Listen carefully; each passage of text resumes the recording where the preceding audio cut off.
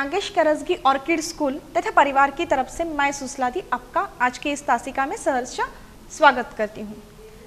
बच्चों, पिछली तासिका में हमने वसंत भाग 2 के अंतर्गत पाठ क्रमांक 3 देखा था।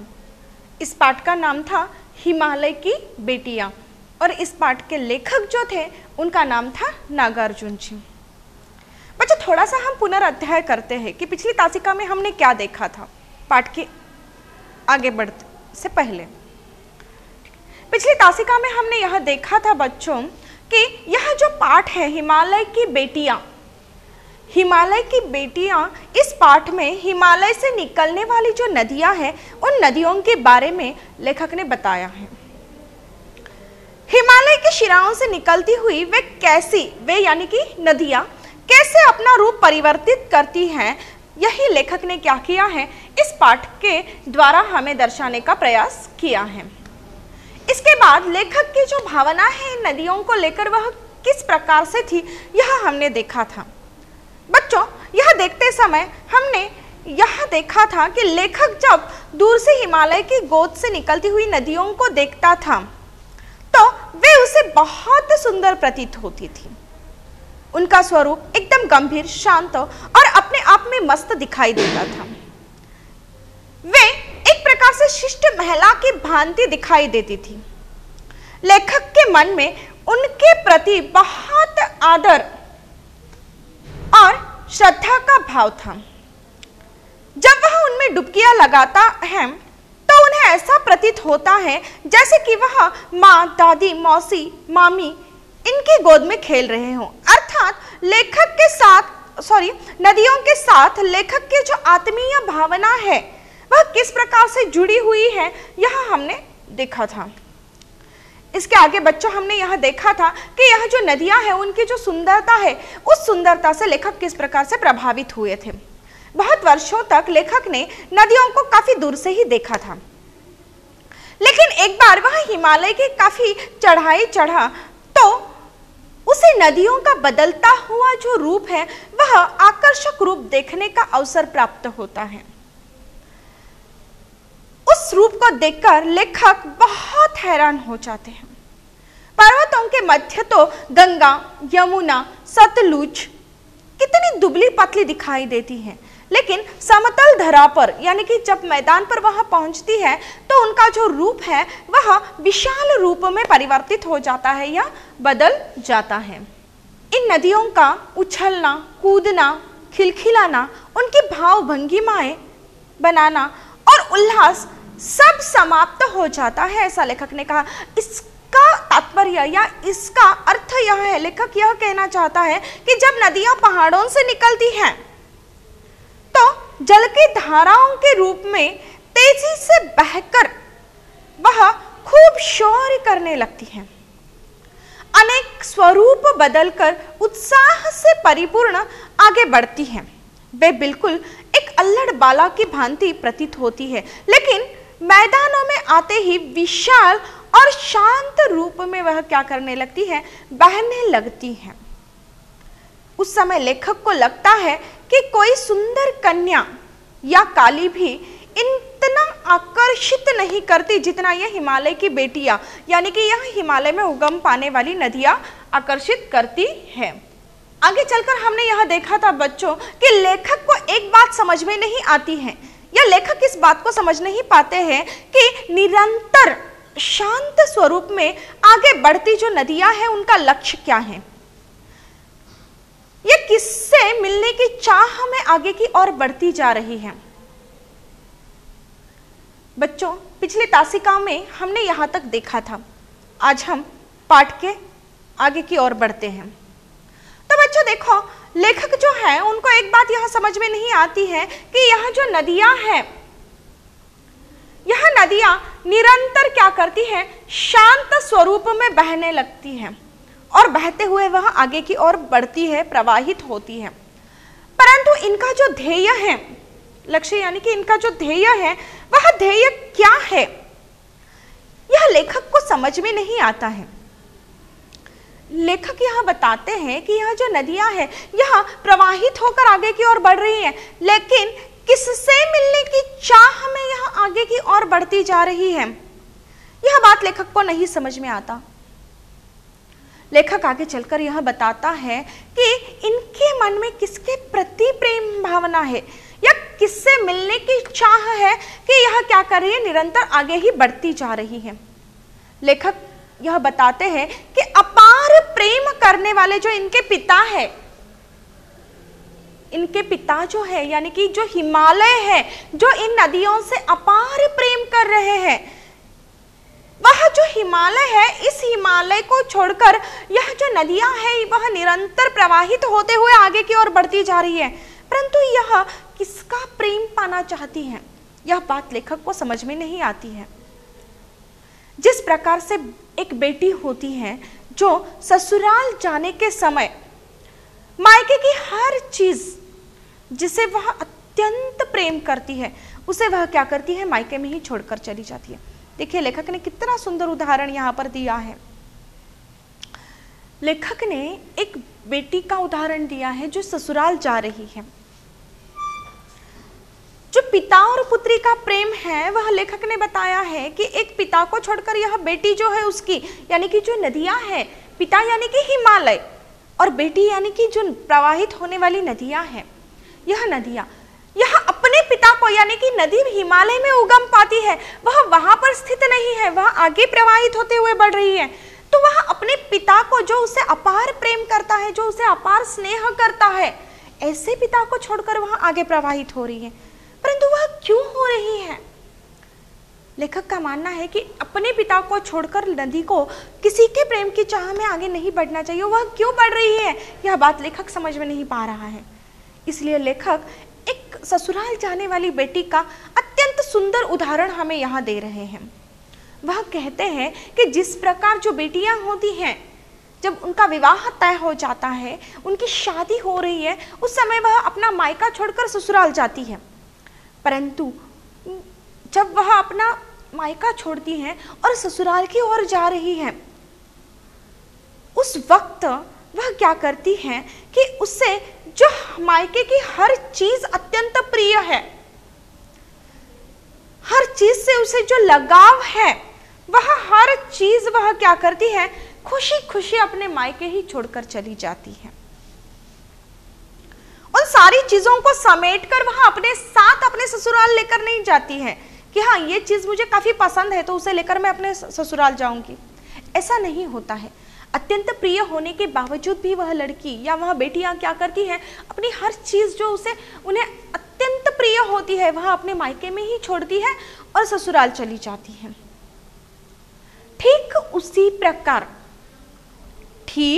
उसी प्रकार ये जो हिमालय की बेटियां हैं वह भी क्या कर रही है, अपनी सारी चीजें अपने पिता के घर यानी कि हिमालय में छोड़कर ही आगे प्रवाहित होते हुए आगे बढ़ती जा रही हैं। तो लेखक यहाँ बताते हैं कि जिस प्रकार एक लड़की है या एक बेटी जो है वह अपनी सारी अत्यंत प्रिय चीजें अपने मायके में छोड़ती है और ससुराल जाती है, उसी प्रकार ये जो हिमालय की बेटियां हैं यानी कि यह जो हिमालय में उगम पाने वाली और प्रवाहित होकर आगे बढ़ने वाली जो नदियां हैं यानी कि हिमालय की जो बेटियां हैं वह भी क्या कर रही हैं कि बर्फ से ढकी जो पहाड़ियां हैं, बर्फ से ढकी हुई जो पहाड़ियां हैं, वह पौधों से भरपूर जो घाटियां हैं, वह गहरी जो गुफाएं हैं, वह गुफाएं, हरी भरी घाटियां, सब कुछ छोड़कर वह क्या कर रही है, समुद्र की ओर बढ़ते हुए आगे जा रही है।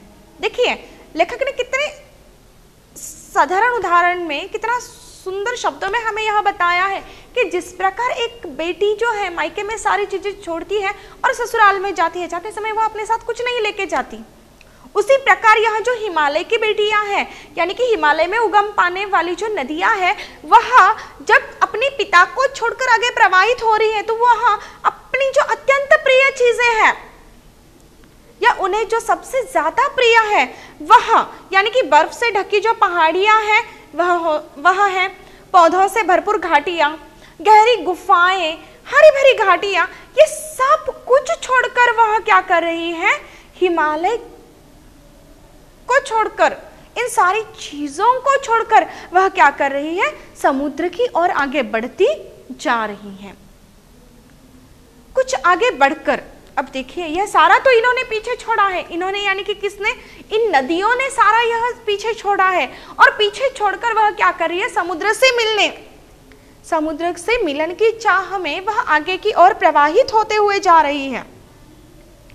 आगे चलकर लेखक हमें यह बताते हैं कि जब ये नदियां प्रवाहित होकर कुछ आगे और बढ़ती है, तो कुछ आगे बढ़कर देवदार, चीड़, सरो, चिनार, सफेदा, कैल, इन वृक्षों के जो जंगल है, उन जंगलों में जाकर उन्हें अवश्य अपने बचपन की याद आती होगी। देखिए, बचपन हर एक व्यक्ति को प्रिय होता है, जैसे कि मुझे प्रिय है, आप लोगों को प्रिय है। आप अगर आपके घर में आपके माता पिता को भी पूछोगे तो वो भी बचपन की उनकी यादें बहुत रंजकता से आपको बताएंगे, क्योंकि बचपन हर एक को प्रिय होता है। तो लेखक यहाँ बताते हैं कि यहाँ हिमालय की बेटियां प्रवाहित होकर आगे जाती है। इन्होंने अपने पीछे जो भी कुछ छोड़ा है, जैसे कि बर्फ से ढकी पहाड़ियाँ छोड़ी हैं, पौधों से भरपूर घाटियाँ छोड़ी हैं, गुफाएं जो गहरी है वह छोड़ा है, हरी भरी घाटियाँ छोड़ी है, इन सबको छोड़कर जब वह आगे बढ़ती है तो आगे बढ़ने के बाद यह जंगलों में जाकर प्रवाहित होती है। तो वहां पर वह कौन से जंगलों से प्रवाहित होती है बच्चों? जी हाँ, बताइए आप में से कोई, जरा देखिए कि जो कि देवदार है, चीड़ है, सरो है, चिनार है, सफेदा है, कैल है, इन जंगलों में जाकर जब वह आगे बढ़ती है तो लेखक कहता है कि इन जंगलों से जब वह प्रवाहित होती है तो अवश्य ही इन्हें क्या याद आएगा कि इनका जो बचपन है, जो हिमालय की गोद में इनका बचपन बीता है, तो वह बचपन उन्हें क्या होता होगा, अवश्य ही याद आता होगा। ऐसा लेखक यहाँ पर कहते हैं। यानी कि लेखक देखिए, जिस प्रकार हम हमारे बचपन को भूल नहीं पाते हैं, वैसे लेखक यहाँ बताता है कि यह जो नदियाँ हैं, यह नदियाँ भी जब इन जंगलों से आगे बढ़ती है, आगे प्रवाहित होती है, तो वह भी क्या करती है, उन नदियों को अवश्य ही उनके बचपन की याद आती होगी। ऐसा लेखक ने यहाँ पर बताया है। अब देखिए, लेखक आगे बढ़कर सिंधु और ब्रह्मपुत्र, यह जो नदियां हैं, इन नदियों के बारे में बता रहे हैं। तो लेखक यह बताते हैं कि सिंधु और ब्रह्मपुत्र ये दो ऐसी महानदियां हैं। देखिए, सिंधु और ब्रह्मपुत्र ये ऐसी दो महानदियां हैं जो हिमालय के हृदय की बर्फ की पिघलने की बूंदों से अपना अस्तित्व पाती हैं। देखिए, हिमालय पर्वत जो है वह पूर्ण बर्फ से ढका हुआ है। ठीक है बच्चों, हिमालय पर्वत अगर आप देखते हो तो हिमालय की ओर देखने के बाद हमें सर्वत्र बर्फ ही बर्फ दिखाई देता है। तो लेखक हमें यहाँ बताते हैं कि सिंधु और ब्रह्मपुत्र, यह जो दो महानदियां हैं, यानी कि ये जो बहुत बड़ी नदियां हैं, जो महानदियां हैं, ये हिमालय के हृदय की बर्फ की पिघली बूंदों से अपना अस्तित्व पाती है। यानी कि धूप होने के बाद जो हिमालय में या हिमालय पर्वत पर जो बर्फ है वह बर्फ पिघलने लगता है, और वह बर्फ पिघलने के बाद, बच्चों बताइए बर्फ पिघलने के बाद क्या होता है? जी हाँ, बिल्कुल सही कि बर्फ पिघलता है तो उससे पानी होता है। जैसे कि आप भी अगर आपके फ्रिज में देखते हो बर्फ रखा होता है, उस बर्फ को अगर आप बाहर निकालते हो तो थोड़ी देर के बाद वह बर्फ पिघलकर पानी के रूप में परिवर्तित होता है। तो यहाँ पर भी लेखक ने यह बताया है कि हिमालय के हृदय की बर्फ की पिघलने की जो बूंदें होती है, उनसे यह नदियां अपना अस्तित्व प्राप्त करती है या पाती है। यानी कि जब धूप आती है, जब सूरज की किरणें तेज होती है, तो यह हिमालय जो है उसका जो बर्फ पिघलने लगता है, तो यह बर्फ पिघलता है तो उससे पानी बनता है। तो वह पानी क्या होता है, इन नदियों में समा जाता है, या नदियों के रूप में वह क्या होता है, आगे की ओर प्रवाहित होता है। तो लेखक हमें यहाँ बताते हैं कि सिंधु और ब्रह्मपुत्र, यह जो दो महानदियां हैं, वह भी क्या करती हैं कि हिमालय की जो बर्फ है वह पिघलने से उनकी जो बूंदें होती हैं, उन बूंदों से यह क्या करती है, अपना अस्तित्व प्राप्त करती है। और आगे चलकर लेखक यह बताते हैं कि जब इन पिघली हुई बूंदों से यहाँ सिंधु और ब्रह्मपुत्र अपने अस्तित्व को प्राप्त करती है और निरंतर वह समुद्र की ओर क्या होती है, प्रवाहित होती हैं। अब देखिए, हिमालय की बर्फ पिघलने से इन नदियों को अपना अस्तित्व प्राप्त हुआ है। इन नदियों को यानी कौन सी दो नदियों को बच्चों? जी हाँ, बिल्कुल सही, सिंधु और ब्रह्मपुत्र। तो इन दो नदियों को अपना अस्तित्व प्राप्त होता है तो वह क्या करती है? निरंतर आगे की ओर प्रवाहित होती है, और प्रवाहित होकर वह क्या करती है? समुद्र की ओर प्रवाहित होती है, समुद्र से जाकर मिलती है। ऐसा लेखक ने हमें यहाँ पर बताया है। तो लेखक नागार्जुन जी जो है वह आगे चलकर यह बताते हैं कि इन्हें महानद भी कहा जाता है। इन्हें यानी कि किसे बच्चों? सिंधु और ब्रह्मपुत्र, यह जो दो महानदियां हैं, इन दो महानदियों को महानद भी कहा जाता है। ऐसा लेखक नागार्जुन हमें यहाँ पर बता रहे हैं। लेखक आगे यह बताते हैं, लेकिन इनको देखकर, इनको यानी कि किसे बच्चों? सिंधु और ब्रह्मपुत्र, यह जो दो नदियां हैं, इन दो नदियों को देखकर लेखक की आंखों के सामने, किसकी आंखों के सामने? लेखक की आंखों के सामने हिमालय की अन्य पुत्रियों, हिमालय की अन्य पुत्रियों अर्थात छोटी बड़ी सभी नदियां, देखिए जो हिमालय है वह काफी बड़ा विस्तारित है, और वहां से उगम पाने वाली सिर्फ दो ही नदियां या तीन ही नदियां नहीं है, तो हिमालय की गोद से काफी सारी नदियों का उगम होता है। काफी सारी नदियां वहां से प्रवाहित होकर आगे बढ़ती हैं। तो जब लेखक इन दो नदियों को देखता है, कौन सी दो नदियों को? सिंधु और ब्रह्मपुत्र।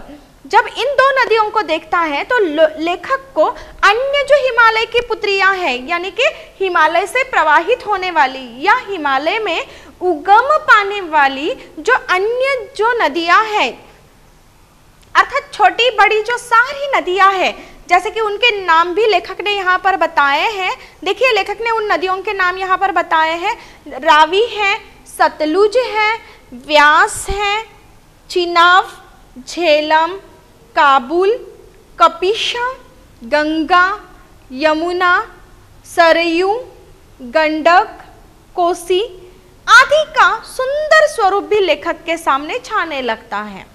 यानी कि लेखक ने यहाँ बताया है कि सिर्फ सिंधु और ब्रह्मपुत्र इन दो महानदियों को देखने के बाद उन्हें उनके स्वरूप के बारे में पता चलता है, परंतु लेखक आगे चलकर यह बताते हैं कि हिमालय में उगम पाने वाली जो अन्य जो नदियां हैं, जो छोटी बड़ी सारी नदियां हैं, वह सारी नदियां लेखक की आंखों के सामने आती है, और उनका जो सुंदर स्वरूप है उन नदियों का, उनका यानी कि उन नदियों का जो सुंदर स्वरूप है वह लेखक के सामने छाने लगता है। तो बच्चों, यहाँ पर लेखक ने कौन कौन सी नदियों का नाम हमें बताया है, आप बताएंगे?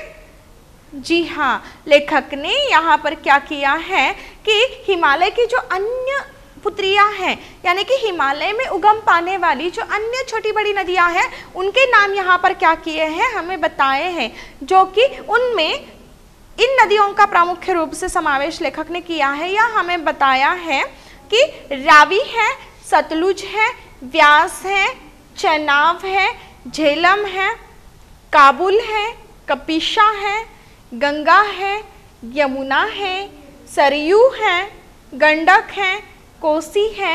ऐसी अन्य सारी जो अन्य नदियां हैं उनका नाम यहाँ लेखक ने हमें बताया है, और लेखक आगे चलकर यह बताते हैं कि इन नदियों का जो सुंदर स्वरूप है वह सुंदर स्वरूप क्या होता है, लेखक के सामने छाने लगता है। लेखक आगे चलकर हमें यह बताते हैं कि हिमालय और समुद्र से जो नदियों का रिश्ता है वह नदियों का रिश्ता किस प्रकार से है। लेखक ने पाठ में सबसे प्रथम ही हमें यह बताया है कि नदियों को उन्होंने हिमालय की बेटियां कहा है, जैसे कि हमारे पाठ का नाम भी क्या है, हिमालय की बेटियां। लेखक यह बताते हैं कि हिमालय की गोद में उगम पाने वाली यह जो नदियां प्रवाहित होती है, उन नदियों को या उन नदियों के पिता कौन है, हिमालय है, ऐसा लेखक ने कहा है। और वहां उगम पाने के बाद, यानी कि हिमालय की गोद में, यानी कि हिमालय में उगम स्थान होने के बाद यह नदियां आगे प्रवाहित होती है और आगे चलकर वहां समुद्र में समाविष्ट हो जाती है या उनका अंत समुद्र में हो जाता है। तो हिमालय जहां पर उनका आरंभ होता है, जहां पर उनका उगम स्थान है, और समुद्र जहां पर ये जाकर सम्मिलित होती है, जहां पर इनका अंत होता है, इन दोनों से यानी कि हिमालय और समुद्र से इन नदियों का रिश्ता किस प्रकार से है, इनका नाता किस प्रकार से है, यह लेखक हमें अत्यंत सुंदर शब्दों में बता रहे हैं। तो बच्चों देखिए, लेखक को बूढ़ा हिमालय इन नदियों का पिता मालूम हो। लेखक को यह जो बूढ़ा हिमालय है, हिमालय को बूढ़ा इसीलिए कहा गया है कि हिमालय की निर्मित अभी नहीं हुई है, काफी सालों, काफी वर्षों पुरानी यह हिमालय की निर्मित हुई है, और इसीलिए काफी वर्ष पुरानी हिमालय की निर्मित हुई है, काफी सालों से यह हिमालय वहां पर स्थित है। इसीलिए लेखक इस हिमालय को बूढ़ा कहते हैं। लेखक इस हिमालय को क्या कहते हैं बच्चों? बूढ़ा हिमालय कहते हैं। तो लेखक बताते हैं कि यह जो बूढ़ा हिमालय है, तो यह बूढ़ा हिमालय इन नदियों का पिता मालूम होता है, ऐसा लेखक ने यहाँ बताया है। अब देखिए, नदियों का पिता जो है वह कौन है? बूढ़ा हिमालय है। क्यों ऐसा कहा गया है? क्योंकि इन नदियों का निर्माण, इन नदियों का उगम जो है वह हिमालय से हुआ है। इसीलिए हिमालय को लेखक ने यहाँ पर उनके पिता की उपमा दी है। उनके पिता की यानी कि इन नदियों के पिता की उपमा लेखक ने हिमालय को दी है। लेखक आगे चलकर हमें यह बताते हैं कि जिस प्रकार छोटे बच्चे माता पिता से कोई शर्म नहीं करते हैं, उसे लगता है वैसे ही इन नदियों ने भी अपना नंग धड़ंग बचपन हिमालय रूपी माता पिता की गोद में बिताया है, और फिर बड़ा स्वरूप पाते पाते ये चल पड़ती है सागर के पास। अब देखिए, लेखक जो है वह हमें बताते हैं कि एक छोटा सा बालक होता है कि वह अपने माता पिता से कोई शर्म नहीं करता, कोई पर्दा नहीं रखता। अपने जीवन में, अपने दैनंदिन जीवन में जो भी घटनाएं घटित होती हैं, वह सारी घटनाएं एकदम रूप से वह क्या करता है, अपने माता पिता को बताता है कि जैसे घटित हुई है वैसे सारे घटना का वर्णन वह अपने माता पिता को बताता है। ठीक उसी प्रकार आप भी छोटे बच्चे हो, आप बच्चे भी इस पाठशाला में आते हो, अपनी कक्षा में बैठते हो, अपने दोस्तों के साथ बाहर खेलने जाते हो, तो उस वक्त आपके बीच में जो भी बातचीत होती है, जो भी वार्तालाप होता है, या जो भी घटनाएं घटित होती है छोटी बड़ी, यह सारी घटनाएं जब आप घर जाते हो तो अपने माता पिता को बेहिचक आप क्या करते हो, कह देते हो, क्योंकि माता पिता आपको बहुत अपने करीब लगते हैं। आपको कभी ऐसा नहीं लगता है कि हमारे बीच घटित जो भी घटनाएं हैं या जो भी बातचीत है वह हमें अपने माता पिता से छुपानी चाहिए? क्यों नहीं ऐसा लगता? क्योंकि माता पिता हमें अत्यंत करीब लगते हैं, अत्यंत समीप लगते हैं, इसलिए हम उनसे कोई पर्दा नहीं करते या कोई बात उनसे छुपाते नहीं हैं। हर बात हम क्या करते हैं, उनको बताते हैं। ठीक उसी प्रकार लेखक यहाँ बताते हैं, या लेखक हमें यहाँ पर बता रहे हैं कि जिस प्रकार से एक छोटा बच्चा होता है और वह छोटा बच्चा अपने माता पिता से कोई शर्म नहीं करता, कोई पर्दा नहीं करता, उनसे हर बात वह क्या करता है, बताता है, उन्हें सुनाता है। ठीक उसी प्रकार यह जो नदियां हैं, जो हिमालय की पुत्रियां हैं, जो हिमालय की बेटियां हैं, यह सारी नदियां क्या करती है, वह भी अपना नंग धड़ंग जो बचपन है, यानी कि वहां से उगम पाकर, वहां से उनका रूप जो है वह दुबला पतला रूप है, उस रूप में वह क्या करती है, वहां से प्रवाहित होकर क्या करती है, आगे की ओर बढ़ती है। तो लेखक यह बताता है कि यह जो सारी नदियां हैं, वह सारी नदियां इन्होंने अपना बचपन कहाँ बिताया है कि हिमालय रूपी उनके जो माता पिता है, उनकी गोद में इन नदियों ने क्या किया है, अपना सारा बचपन बिताया है। और जब वह आगे की ओर प्रवाहित होती है, वह वहां पर स्थित नहीं है, वह वहां पर समाप्त नहीं हुई है। उनका जो स्वरूप है वह जैसे ही वह आगे की ओर प्रवाहित हो रही है, तो उनका जो स्वरूप है वह बदलता जा रहा है, और वह बदलता बदलता कैसा हो रहा है, विशाल हो रहा है, विस्तारित हो रहा है। तो लेखक यहाँ बताते हैं कि यह हिमालय रूपी माता पिता की गोद में उन्होंने अपना बचपन बिताया है, उनका उगम वहाँ हुआ है, उनका बचपन वहाँ बीता है, उनका दुबला पतला स्वरूप जो है वह वहाँ से शुरू हुआ है, वहाँ से आरंभ हुआ है। और जैसे ही यह आगे की ओर बढ़ती जा रही है, इनका स्वरूप विशाल और विस्तारित होता जा रहा है। तो उनका जो बड़ा स्वरूप है, यह विशाल और विस्तारित, वह स्वरूप पाते पाते यह क्या करती है, सागर के पास जाती है। लेखक कहते हैं कि यह अपने माता पिता रूपी हिमालय के पास नहीं रुकती है, वह प्रवाहित होते हुए क्या कर रही है, आगे सागर के पास बढ़ती जा रही है। देखो बच्चों, लेखक ने यह बताया है कि यह जो नदियां हैं, वह नदियां एक जगह पर स्थित नहीं है, उनकी मर्यादाएं सीमित नहीं है। जहां इनका आरंभ हुआ है वहां यह रुकी नहीं है। इनका रूप जो है, इनका स्वरूप जो है, वह बदलता बदलता जा रहा है। और पहले इनका स्वरूप दुबला पतला था जब यह हिमालय की गोद से उगम पाई थी, इनका आरंभ जहाँ पर हुआ था। परंतु जब यह आगे बढ़ती जा रही है तो इनका रूप और स्वरूप दोनों बदलता गया है, वह विशाल और विस्तारित होता गया है।